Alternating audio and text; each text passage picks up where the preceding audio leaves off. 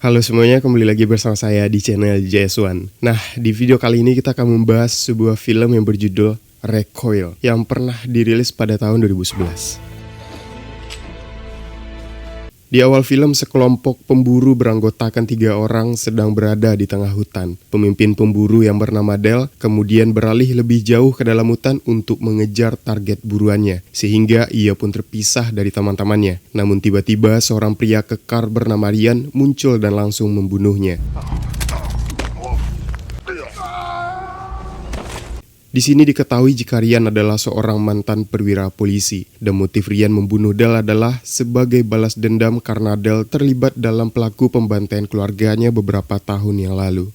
Setelah selesai urusannya dengan Del, Ryan kemudian pergi ke sebuah kota terpencil bernama Hope. Kota tersebut dikuasai oleh sekelompok geng motor yang kejam, bahkan membuat Sheriff dan semua masyarakat di sana hanya diam ketakutan. Namun demi misi balas dendamnya, Ryan tidak takut sama sekali dan terus melanjutkan perjalanannya. Dia kemudian berhenti di sebuah pom bensin untuk menanyakan tentang penginapan di kota tersebut kepada pemilik pom yang bernama Kirby, di mana Ryan diberitahu bahwa hanya ada satu-satunya motel di kota ini yang terletak tidak jauh dari pom bensin miliknya. She's cool. Thanks. Karena jarang sekali ada orang dari luar kota yang berkunjung ke Hope, motel yang dikelola oleh seorang gadis cantik bernama Darcy itu selalu sepi pengunjung. Darcy sendiri tidak mengerti mengapa Ryan begitu berani datang ke Hope, mengingat kota ini dikenal sangatlah berbahaya. Namun Ryan hanya menjawab bahwa dia datang untuk sebuah urusan. Mustang's a good car. Di tempat lain, seorang agen FBI bernama Frank sedang mengatur sebuah rencana dengan rekan-rekannya untuk memburu Del, yang selain melakukan kejahatan pembunuhan, ia juga merupakan seorang pemerkaos. Namun ketika mereka sedang berdiskusi, seorang agen lain masuk ke ruangan dan memberitahu mereka bahwa Del telah ditemukan tewas. Fall definitely killed him. Yeah, his hunting buddies ID'd the body. Adegan ini kemudian menunjukkan kilas balik saat Ryan menjadi seorang polisi. Dia sendiri merayakan pesta dengan keluarga dan teman-temannya ketika tiba-tiba sekelompok penjahat datang dan mulai membantai semua orang yang ada di sana, termasuk Ryan dan keluarganya.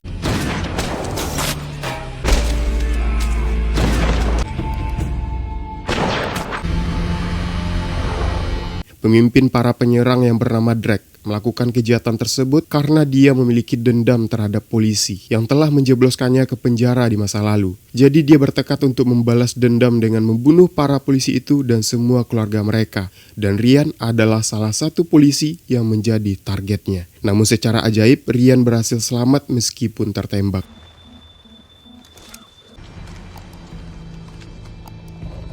Kembali ke masa sekarang, Ryan terlihat sedang berkendara di sekitar kota ketika ia menemukan beberapa sepeda motor yang terparkir di depan sebuah gedung. Beberapa saat kemudian, seorang anggota geng motor kemudian keluar dari gedung tersebut dan melihat seekor anjing yang terus menggonggong padanya, di mana dia menjadi sangat kesal. Jadi dia mengeluarkan pistolnya berniat untuk membungkam anjing tersebut. Untungnya sebelum dia menarik pelatuknya, Ryan datang untuk menghentikan dan memberikan pelajaran dengan memukulinya.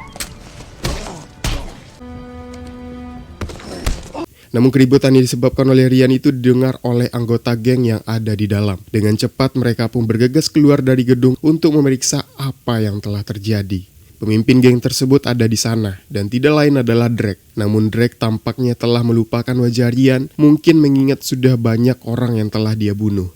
Dan meskipun Ryan telah memukuli salah satu anggotanya, dia memutuskan untuk membiarkan Ryan pergi. Dia tidak punya banyak waktu untuk mengurus Ryan sekarang karena dia memiliki beberapa urusan yang mendesak. Namun dia merasa curiga terhadap Ryan. Jadi Drake memerintahkan adiknya, yaitu yang bernama Reiko, untuk mengawasi pria botak tersebut. Keesokan harinya, Reiko menemui Drake untuk memberitahukan bahwa seorang pemilik klub menolak untuk membayar biaya keamanan. Dengan marah, Drake menantang pemilik tersebut untuk bertarung tinju satu ronde dengannya. Jika pria itu menang, Drake berjanji tidak akan pernah meminta membayar biaya keamanannya lagi. Namun meskipun Drake sudah sangatlah tua, dia tetap masih kuat. Dia mampu mengalahkan pria bertubuh besar itu tanpa kesulitan.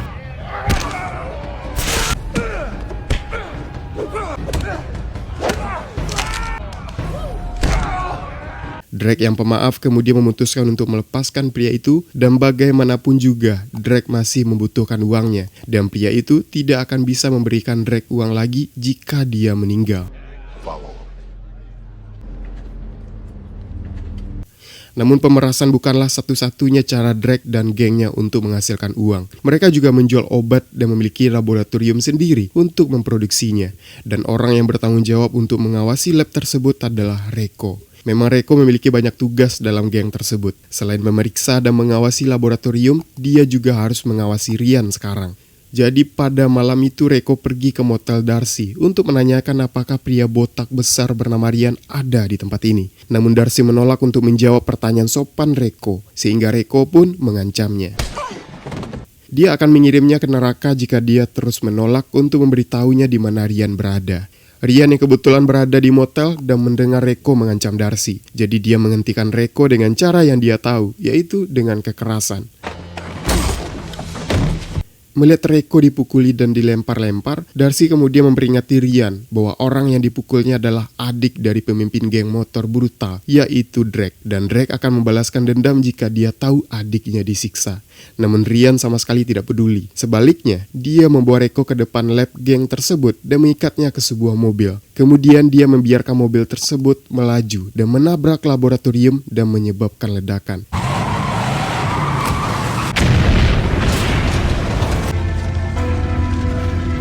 Tidak butuh waktu lama bagi Drake dan gengnya untuk menyadari ledakan tersebut. Mereka pun segera bergegas ke lab, tetapi tidak ada yang bisa mereka lakukan selain meratapi ke arah kobaran api. Kecuali Drake, dia sangat marah setelah mengetahui bahwa adik tercintanya telah tewas. Tidak lama kemudian, Sheriff dan salah satu anak buahnya datang ke tempat kejadian untuk memeriksa apa yang telah terjadi. Drake yang lainnya masih berada di sana. Ketika dia melihat Sheriff, dia mendekatinya dan kemudian mengancamnya. Dia mengatakan jika Sheriff berani ikut campur, dia akan memusnahkan keluarganya. Sheriff tidak memiliki keberanian untuk membantah kata-kata Drake, di mana dia berpikir bahwa dengan membiarkan geng tersebut melakukan apa yang mereka inginkan, dan dia dapat mencegah pertumpahan darah lebih lanjut di kota tersebut.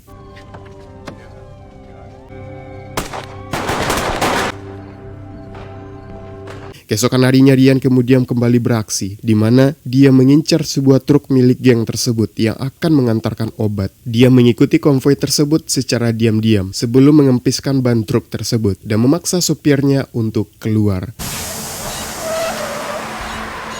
Namun ketika pengemudi keluar, Ryan kemudian menyergapnya dan membenturkan kepala pria itu ke pintu mobil.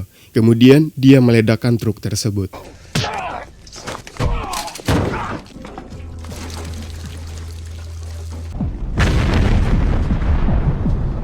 Kehancuran truk tersebut diketahui oleh seorang anggota geng yang kemudian melaporkannya kepada Drake. Drake pun sangat marah karena truk itu penuh dengan banyak mat. Dia telah kehilangan banyak uang karena orang gila yang telah menghancurkan truknya. Dia ingin pelaku peledakan itu ditemukan dan dibawa ke hadapannya hidup-hidup. Drake pun menduga bahwa pembuat tonar itu adalah Ryan. Maka untuk membuktikan bahwa Ryan adalah pelakunya, Drake memerintahkan anak buahnya untuk membawa Kirby ke markas mereka. Ia kemudian meminta Kirby untuk membantu menyelidiki Ryan dan menemukan siapakah dia sebenarnya. Jika Ryan terbukti bersalah, Drake tidak akan segan-segan untuk membunuhnya. Karena takut mau tidak mau Kirby pun menuruti perintahnya. Namun di hari yang sama, Kirby memulai penyelidikannya terhadap Ryan. Untuk itu, dia memeriksa mobil Ryan yang diparkir di dekat motel, berharap dapat menemukan informasi tentangnya. Namun ketika dia sedang mengintip di dalam mobil, Ryan kemudian keluar dari motel dan memergoki, sehingga hal itu membuat Kirby pun menghentikan penyelidikannya. Sambil cengengesan, ia kemudian mengundang Ryan untuk minum di rumahnya, yang kebetulan tidak jauh dari motel tersebut. Tapi Ryan tidak bodoh. Sorry. You know, I've had this place for about 10 years. Ketika mereka tiba di rumah Kirby, Ryan bertanya mengapa dia menggeledah mobilnya tadi. Dan kemudian Kirby mengaku bahwa Drake memerintahkannya untuk mencari tahu tentang identitas Ryan. Saat Kirby selesai berbicara, mereka mendengar suara sepeda motor berhenti di depan rumah. Ternyata itu adalah salah satu anak buah Drake yang bernama Crab, datang untuk menantang Ryan. Pertarungan mereka berlangsung singkat di mana Ryan berhasil mengalahkannya. Namun ia melepaskan Crab begitu saja.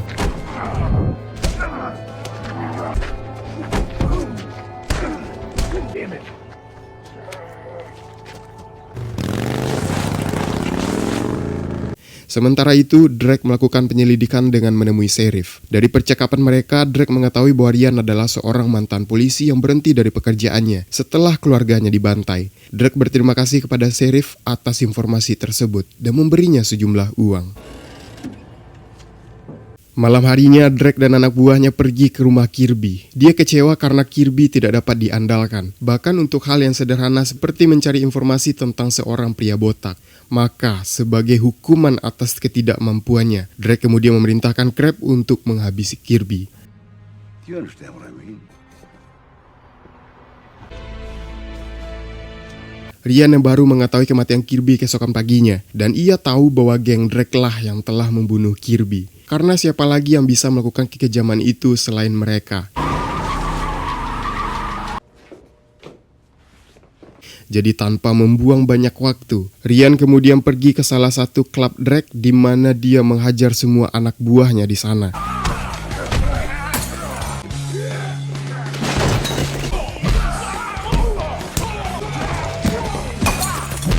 Setelah itu, dia menculik Crab dan memasukkannya ke dalam bagasi mobil. Lalu Ryan membunuh Crab dan membuang mayatnya di depan markas geng tersebut.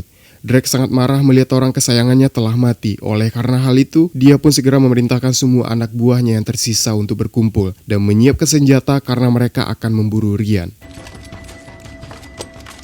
Malam harinya di motel, Darcy mendengar suara mencurigakan dari luar. Jadi dia bangkit dari sofa, mengambil senapannya dan siap untuk menembak siapapun yang menerobos masuk.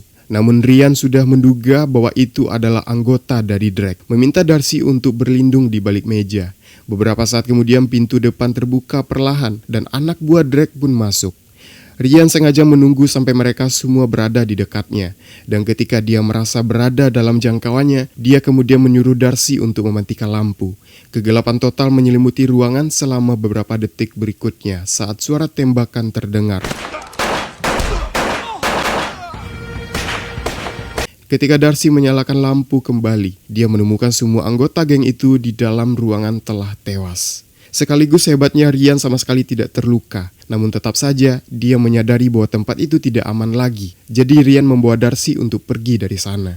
Sayangnya dia tidak menyadari bahwa musuh-musuhnya sedang menunggu di sekitar motel. Mereka kemudian menyergap Ryan dan memukulinya hingga pingsan.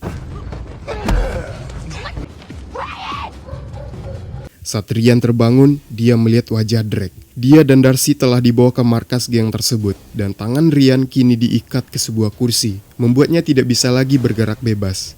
Drake mengatakan kepadanya bahwa dia akan membunuh Ryan dan Darcy. Namun sebelum menghabisi keduanya, dia akan mencicipi tubuhnya terlebih dahulu. Setelah mengatakan itu, dia kemudian memerintahkan salah satu anak buahnya untuk menyiksa Ryan.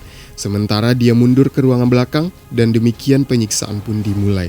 Pria tangguh itu memukuli Ryan dengan keras, dan dia tampak menikmatinya, namun tiba-tiba Ryan dapat melepaskan tali yang mengikat lengannya, sehingga dia dapat memukuli balik pria itu.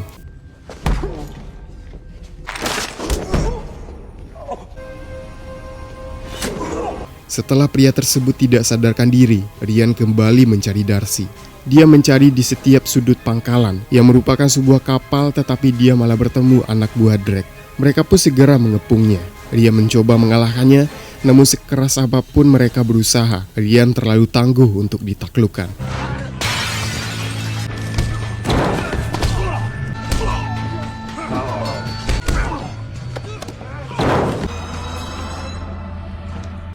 Setelah menjelajahi kapal tersebut, Ryan pun akhirnya berhasil menemukan Darcy. Dia kemudian melepaskan ikatannya dan mereka mulai mencari jalan keluar dari kapal tersebut. Namun tentu saja, Drake tidak akan membiarkan Ryan untuk melarikan diri.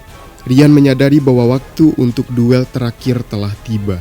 Jadi dia menyuruh Darcy untuk pergi, sementara dia bertarung melawan Drake. Namun sebelum mereka memulai bertarung, Drake mengatakan kepada Ryan bahwa ia mengingatnya sebagai mantan polisi yang keluarganya ia bantai sebelum ia datang menguasai kota ini. Selama ini, dia mengira bahwa Ryan sudah tewas. Setelah pengungkapan itu, duel di antara mereka pun akhirnya dimulai.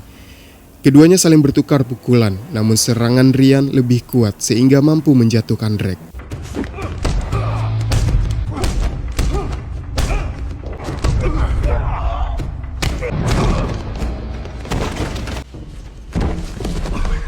namun saat Ryan mengira dirinya telah menang, Drake kemudian kembali bangkit dan mengambil pisau berniat menebas Ryan dari arah belakang. Untungnya agen Frank dari FBI tiba tepat pada waktunya. Dia menembak mati Drake sebelum menebas Ryan. Saat itu FBI memang datang ke Hope untuk membasmi geng Drake yang telah menindas penduduk kota. Frank memutuskan untuk tidak menangkap Ryan karena merasa polisi masih membutuhkan sosok seperti dirinya. Dan dengan demikian, Ryan pun pergi meninggalkan kota tersebut, berjanji bahwa ia dan Frank akan bertemu lagi suatu hari nanti. But sooner or later somebody's gonna get hurt. Eventually. Di akhir film, Ryan terlihat menyerbu sebuah tempat dan menembaki sekelompok orang di dalamnya. Ternyata masih ada teman-teman Drake yang tersisa, yaitu orang-orang yang berpartisipasi dalam pembunuhan keluarga Ryan. Dan sekarang, Ryan datang untuk menewaskan mereka semua.